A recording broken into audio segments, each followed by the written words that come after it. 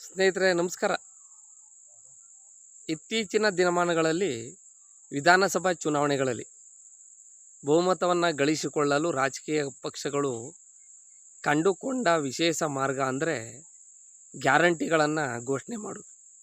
ಆ ಗ್ಯಾರಂಟಿಗಳಿಂದ ಆಗುವಂಥ ಅಧ್ವಾನಗಳು ಯಾವ್ಯಾವ ರೀತಿಯಾಗಿವೆ ಅಂಥೇಳಿ ಗ್ಯಾರಂಟಿಗಳನ್ನು ಕೊಟ್ಟಿರುವಂಥ ರಾಜ್ಯಗಳ ಆರ್ಥಿಕ ಪರಿಸ್ಥಿತಿಯನ್ನು ಅವಲೋಕನ ಮಾಡ್ತಾರೆ, ಗೊತ್ತಾಗ್ತದೆ ಅದ್ರ ಬಂಡವಾಳ ಏನು ಅಂತ. ಆ ಗ್ಯಾರಂಟಿಗಳ ಘೋಷಣೆಗೆ ಹೊಸ ಸೇರ್ಪಡೆ ಮುಂದಿನ ತಿಂಗಳು ನಡ್ತಕ್ಕಂಥ ವಿಧಾನಸಭಾ ಚುನಾವಣೆಯಲ್ಲಿ ನಮ್ಮ ಪಕ್ಕದ ರಾಜ್ಯ ತಮಿಳುನಾಡಿನಲ್ಲಿ ಒಂದಷ್ಟು ಘೋಷಣೆಗಳನ್ನು ಮಾಡಿದ್ದಾರೆ. ಗ್ಯಾರಂಟಿಗಳನ್ನು ಗ್ಯಾರಂಟಿ ಕೊಡುವುದು ತಪ್ಪಲ್ಲ. ಅದೇ ರಾಜಕೀಯ ಪಕ್ಷಗಳು ಆ ಪಕ್ಷಗಳ ಹೈಕಮಾಂಡ್ನಲ್ಲಿ ಇರ್ತಕ್ಕಂಥ ದೇಣಿಗೆಯಿಂದೋ ರಾಜಕೀಯ ಪಕ್ಷಗಳ ನಾಯಕರ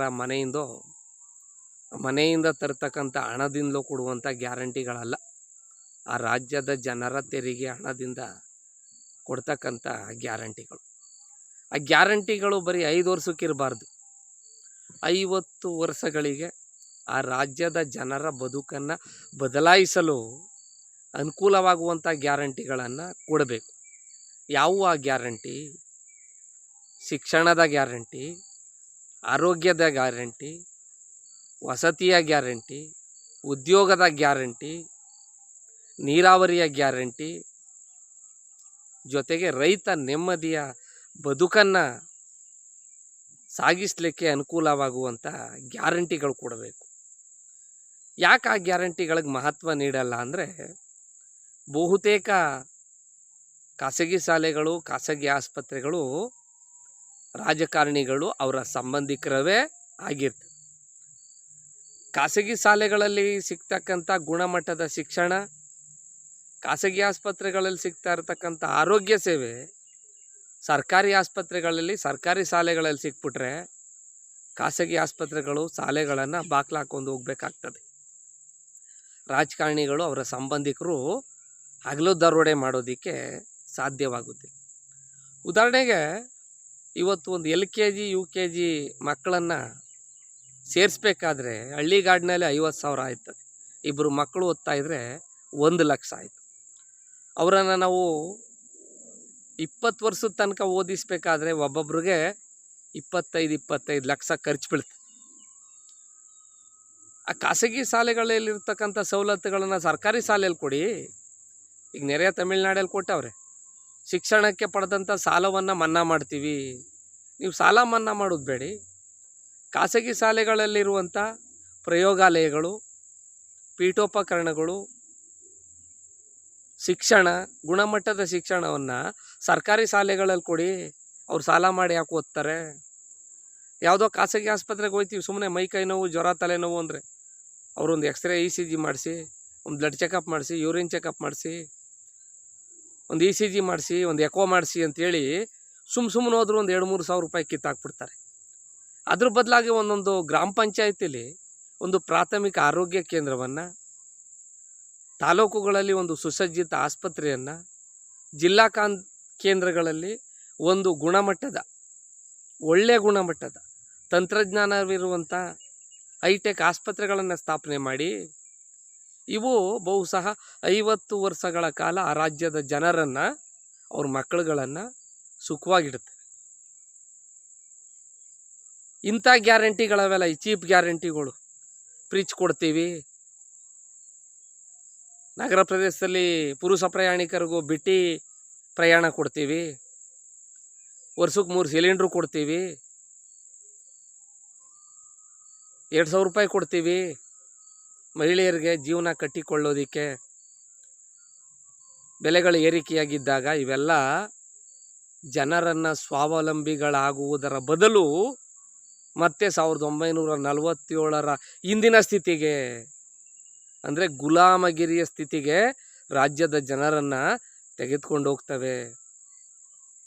2,000 ರೂಪಾಯಿ ಕೊಟ್ಬಿಟ್ರೆ 2 ತಿಂಗಳು ಹೊತ್ತರಲ್ಲಿ ಅಕ್ಕಿ ತತ್ತಾರೆ. ಇಲ್ಲಿ ಹೆಂಗಿದ್ರು ಅಕ್ಕಿ ಕೊಡ್ತಾ ಇರ್ತಾರೆ 5 kg. ಒಂದಿನಕ್ಕೆ ಅರ್ಧ kg ಸಾಕು. 4 ಜನ ಇದ್ರೆ 20 kg ಆಯಿತು, 40 ದಿನ ಆಯ್ತದೆ. ಅದೇ ಒಂದು 2,000 2 ತಿಂಗಳು ಕೊಟ್ಬಿಟ್ಟು ರಾಗಿ ತಗೋತಾರೆ. ಇನ್ನೊಂದು 2 ತಿಂಗಳು ಕೊಟ್ಬಿಟ್ಟು ಉಡಿ ಸಾಮಾನು ಮಾಡಿಸ್ಕೋತಾರೆ. ಮುಗಿದೋಯ್ತಲ್ಲ. 6 ತಿಂಗಳಲ್ಲಿ 2,000 ಅಕ್ಕಿ ರಾಗಿ ಉಡಿ ಸಾಮಾನು ಮಾಡಿಸ್ಕೊಂಡ್ರೆ ಇನ್ನೊಂದು 6 ತಿಂಗಳು ಉದ ಮಡಿಕೊಂಡು ಹಬ್ಬ ಹರಿದಿನಕ್ಕೆ ಬಾಡು ಬಳ್ಳೆಗೆ ಮತ್ತೊಂದು ಮಗದೊಂದಕ್ಕೆ ಖರ್ಚು ಮಾಡುವುದಾದರೆ ಇನ್ನು ದುಡಿಕೆ ಜನ ಎಲ್ಲಿ ಸಿಗ್ತಾರೆ? ಈಗಾಗಲೇ ಗ್ಯಾರಂಟಿಗಳಿಂದ ಏನಾಗದೆ, ಹಳ್ಳಿ ಕಡೆ ಮಹಿಳೆಯರು ಕೆಲಸಕ್ಕೆ ಬರ್ತಾ ಇಲ್ಲ. ಈಗ ಜೋಳ ಇದೆಯಲ್ಲ ನೋಡಿದ್ದೀರಿ, ನಮ್ದು ಜೋಳ ಇಂಥದ್ದೇನಾರು ಅರ್ಧ ಎಕರೆ 1 ಎಕರೆ ಜೋಳ ಹಾಕ್ಬಿಟ್ರೆ ಮುರಿಯೋದಕ್ಕೆ ಪಕ್ಕದೂರಲ್ಲಿ ಇನ್ನೂ ನೀರಾವರಿ ಆಗದೆ ಇರುವಂಥ ಊರಲ್ಲಿ ಹೋಗಿ ಅದು ಅವರ ಬೈಕಲ್ಲಿ ಕರ್ಕೊಬರ್ಬೇಕು, ಬೈಕಲ್ಲಿ ಕರ್ಕೊಬಿಡ್ಬೇಕು. ಇಂಥ ಪರಿಸ್ಥಿತಿ ಗ್ಯಾರಂಟಿಗಳಿಂದ ಆಗ್ತದೆ. ಆದ್ದರಿಂದ ಸರ್ಕಾರಗಳೇನು ಮಾಡಬೇಕು, ಪ್ರಾಥಮಿಕ ಆರೋಗ್ಯ ಕೇಂದ್ರ, ಈಗ ನಮ್ಮದು ಕೂಡ್ಲೂರು, ಮಳೂರುಪಟ್ಟಣ, ಸುಳ್ಳೇರಿ, ಕೃಷ್ಣಾಪುರ, ಗರ್ಕಳ್ಳಿ ನಮ್ಮ ಮಾರ್ಗದಲ್ಲಿ ನಮ್ಮೂರು ಪಂಚಾಯತಿ ಹೆಡ್ ಕ್ವಾರ್ಟ್ರು. ನಮ್ಮೂರಿನ ಮುಂತಿಗೆ ಕೃಷ್ಣಾಪುರ, ಗರ್ಕಳ್ಳಿ ಇವೆ.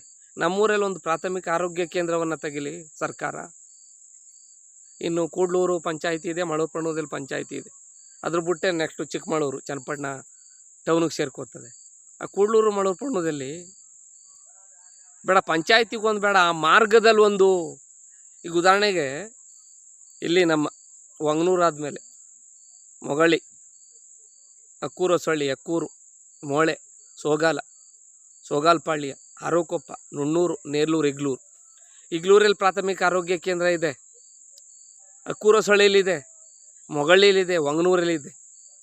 ಕಮ್ಮಿ ಅಂದರೆ ಅಕ್ಕೂರು ಹೊಸಳ್ಳಿ ಪ್ರಾಥಮಿಕ ಆರೋಗ್ಯ ಕೇಂದ್ರ ಇದೆ, ನೋಡಬೇಕು.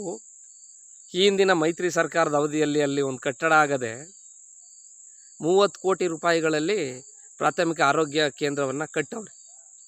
ಅಲ್ಲೊಬ್ಬರು ಡಾಕ್ಟ್ರ್ ಇರ್ತಾರೆ, ಒಂದಿಬ್ಬರು ನರ್ಸ್ ಇರ್ತಾರೆ. ಅಲ್ಲಿಗೆ ಹೋದ್ರೆ ಏನಿಲ್ಲ, ಡಾಕ್ಟ್ರೇ ಒಂದು ಒಳ್ಳೆ ಇಂಜೆಕ್ಷನ್ ಬರ್ಕೊಡಿ ಅಂದರೆ ಪಕ್ಕದ ಮೆಡಿಕಲ್ ಸ್ಟೋರ್ ಇದೆ ಆಪೋಸಿಟ್, ಒಂದು 30 ರೂಪಾಯಿಂದ ಒಂದು ಇಂಜೆಕ್ಷನ್ ಬರ್ಕೊಡ್ತಾರೆ.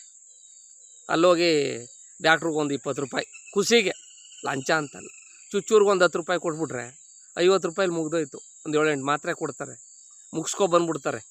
ಈಗ ನಮ್ಮೂರವ್ರು ಆಗಿರಲಿ, ಬಾಣಗಳ್ಳಿ, ಕಾಲಿಕೆರೆ, ಮಾದಾಪುರ, ಹುಣಸ್ನಳ್ಳಿ, ಇತ್ಲೋರು ಈ ಸರಣಿ ಒಂದು 8-10 ಊರ್ನೋರು ಬರ್ತಾರೆ. ಅದೇ ಹಿರಿಯ ನಾಗರಿಕರಿಗೆ ಉಚಿತ ಪ್ರಯಾಣ ಮಾಡಿ ಬಸ್ಗಳಲ್ಲಿ ಅಂಥ ಪ್ರಾಥಮಿಕ ಆರೋಗ್ಯ ಕೇಂದ್ರಗಳಲ್ಲಿ ಅವರು ತೋರಿಸ್ಕೊಬಂದರೆ ಒಳ್ಳೆ ಗುಣಮಟ್ಟದ ಔಷಧಿ ಚುಚ್ಚುಮದ್ದುಗಳನ್ನು ಸರ್ಕಾರ ಸರಬರಾಜು ಮಾಡಿದ್ರೆ ಆ ಹಿರಿ ಜೀವಗಳು ಇನ್ನೊಂದಷ್ಟು ವರ್ಷ ಬದುಕ್ತವೆ. ಈಗ ರೈತ ಬೆಳೆ ಹಾಕಿದ ದಿನವೇ ಬೆಲೆ ಬಗ್ಗೆ ಚಿಂತಿಸ್ತಾನೆ. ಈಗ ಈರುಳ್ಳಿ, ಟೊಮೊಟೊ ಹಣ್ಣು ಯುದ್ಧ ನಡೀತಾ ಇದೆ. ಯಾವ ಅಧ್ವಾನ ಆಗಿದೆ ನೋಡಿದ್ದೀರಾ? ಟೊಮೊಟೊ ಹಣ್ಣು 800-1000 ಇದ್ದದಂಥ ಕ್ರೇಟ್ ಇವತ್ತು 80-100 ರೂಪಾಯಿಗೆ ಬಂದಿದೆ. ಈರುಳ್ಳಿ KG 20 ರೂಪಾಯಿ ಆಗಿದೆ, 100 ರೂಪಾಯಿಗೆ 5 kg, ಒಂದೊಂದು ಸಲ 50 ರೂಪಾಯಿಗೆ ಹೊಂಟೋಯ್ತದೆ. ಟೊಮೊಟೊ 60-70 ಹೋಯ್ತದೆ. ಹಾಗಾಗಿ ರೈತರಿಗೆ ಒಳ್ಳೆ ಮಾರುಕಟ್ಟೆಯನ್ನು ಸರ್ಕಾರದಿಂದ ಖರೀದಿ ಮಾಡಬೇಕು. ಯಾವ ರೀತಿ? ರೈತ ಹಾಕಿದ ಬೆಲೆ, ಆ ಪದಾರ್ಥಗಳು ಜೊತೆಗೆ ಅವನ ಕೂಲಿ ಅವನಿಗೆ ಸಿಗೋ ರೀತಿ ಸರ್ಕಾರ ಕಾರ್ಯಕ್ರಮಗಳನ್ನು ರೈತನಿಗೆ ರೂಪಿಸಬೇಕು.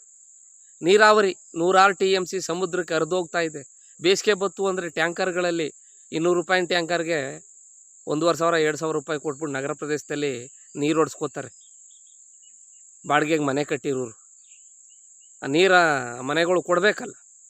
ಇಂಥ ಪರಿಸ್ಥಿತಿ ಇರುವಾಗ 106 TMC ನೀರು ಸಮುದ್ರಕ್ಕೆ ಹರಿದೋಯ್ತಾ ಇರೋದನ್ನು ಒಂದು 1000 ಕೋಟಿಲಿ, 10,000-20,000 ಕೋಟಿಲಿ ಜಲಾಶಯಗಳು ನಿರ್ಮಾಣ ಮಾಡಿ ನೀರಾವರಿಯನ್ನು ಕಟ್ಟೆ ಕೆರೆಗಳಿಗೆ ಬೇಸಿಗೆ ಕಾಲದಲ್ಲಿ, ಮಳೆಗಾಲದಲ್ಲಿ ತುಂಬಿಸಿದ್ರೆ 1-2 ವರ್ಷ ಮಳೆ ಇಲ್ಲ ಅಂದ್ರೂ ಅಂತರ್ಜಲದ ಮಟ್ಟ ಜಾಸ್ತಿ ಇರ್ತದೆ. ಹಾಗಾಗಿ ಇಂಥ ಕಾರ್ಯಕ್ರಮಗಳಿಗೆ ಸರ್ಕಾರ ಅತಿ ಹೆಚ್ಚಿನ ಉತ್ತೇಜನವನ್ನು ನೀಡಬೇಕು. ಹಂಗನ್ಬಿಟ್ಟು ಗ್ಯಾರಂಟಿಗಳ ವಿರೋಧಿಯಲ್ಲ, ಇರಬೇಕು. ಈ ರಾಜ್ಯದಲ್ಲಿ ಕೊಡ್ತಾ ಇರ್ತಕ್ಕಂಥ ಗ್ಯಾರಂಟಿಗಳಲ್ಲೂ ಒಂದು 10-20% ಜನಕ್ಕೆ ಒಳ್ಳೇದಾಗ್ತಾ ಇರ್ಬೋದು ವಿನಃ 70-80% ಅದರಿಂದ ಅಧ್ವಾನ ಆಯ್ತದೆ. ಆ ಬಸ್ಸಲ್ಲೇ ಓಡಾಡ್ತಾರೆ. ಇವ್ರೇನು ಭೇಟಿ ಕೊಡು ಕೇಳಿದ್ವಿ, ಹೆಂಗಸು ಮಕ್ಕಳಿಗೆ ಸೀಟ್ನೇ ಕೊಡಲ್ರು, ವಯಸ್ಸಾದವ್ರಿಗೆ ಸೀಟ್ ಕೊಡಲ್ರು ಅಂತ ಅದೇ ಬೈತಾರೆ. ಅಕ್ಕಿ ತಗೋತಾರೆ, ಇವ್ರು ಕೊಟ್ಟರೆ ಕೇಂದ್ರದವ್ರು ಕೊಡ್ತಾರೆ ಅಂತ.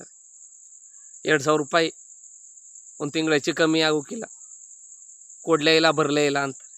ಹಂಗಾಗಿ ಅವನೇ ತಗೊಂಡು ಅವನೇ ಬಯಸ್ಕೋದು ಬದಲಾಗಿ ಇಂಥ ದೀರ್ಘಕಾಲದವರೆಗೆ ಪರಿಣಾಮ ಬೀರುವಂಥ ಗ್ಯಾರಂಟಿಗಳನ್ನು ಕೊಟ್ಟರೆ ಜನ ಅವ್ರವ್ರ ಅಕೌಂಟಲ್ಲಿ ಲಕ್ಷಾಂತರ ರೂಪಾಯಿ ದುಡ್ಡು ಮಡಗ್ತಾರೆ. ಈಗ 2,000 ಬರಲಿಲ್ಲ, ಬಂದಿದ್ದು ನೋಡಿ ಮೆಸೇಜು, ಗೃಹಲಕ್ಷ್ಮಿದು ಬರಲಿಲ್ಲ, ಅದು ಬರಲಿಲ್ಲ, ಇದು ಬರಲಿಲ್ಲ ಅಂತ ಯೋಚನೆ ಮಾಡೋದು ಬದಲಾಗಿ ನನ್ನ ಅಕೌಂಟಲ್ಲಿ ಎಷ್ಟು ದುಡ್ಡು ಇದ್ದದು, ಎಷ್ಟು ಲಕ್ಷ ಇದ್ದದು. ಯಾಕೆಂದರೆ ಬಹುಪಾಲು ರಾಜ್ಯದ ಜನರ, ಯಾವುದೇ ರಾಜ್ಯದ ಜನರ ಸಂಪಾದಿಸ್ತಾ ಇರ್ತಕ್ಕಂಥ ಹಣ 100ಕ್ಕೆ 80% ಶಿಕ್ಷಣಕ್ಕೆ, ಆರೋಗ್ಯಕ್ಕೆ ಸಂಬಂಧಪಟ್ಟಂಥ, ಅನಾರೋಗ್ಯಕ್ಕೆ ಸಂಬಂಧಪಟ್ಟಂಥ ಚಿಕಿತ್ಸೆಗೆ ಹೋಗ್ತಾ ಇದೆ. ಈ ನಿಟ್ಟಿನಲ್ಲಿ ಸರ್ಕಾರಗಳು ಕಾರ್ಯಕ್ರಮಗಳನ್ನು ರೂಪಿಸಬೇಕು ಅನ್ನೋದು ನನ್ನ ಕಳಕಳಿ ಹಾಗೂ ಕಾಳಜಿ. ಎನಿವೇ ಸ್ನೇಹಿತರೆ, ಭಗವಂತ ಎಲ್ಲರೂ ಒಳ್ಳೇದು ಮಾಡಲಿ. ಮತ್ತೊಂದು ಹೊಸ ವಿಚಾರದೊಂದಿಗೆ ನಿಮ್ಮ ಮುಂದೆ ಬರ್ತೀನಿ. ಅಲ್ಲಿ ತನಕ ಎಲ್ಲರೂ ಆರಾಮಾಗಿರಿ, ನಗ್ನಗ್ತಾ ಇರಿ, ಸುಖ ಸಂತೋಷದಿಂದಿರಿ. ಜೈ ಹಿಂದ್, ಜೈ ಕರ್ನಾಟಕ, ಮತ್ತು ಶುಭ ದಿನ.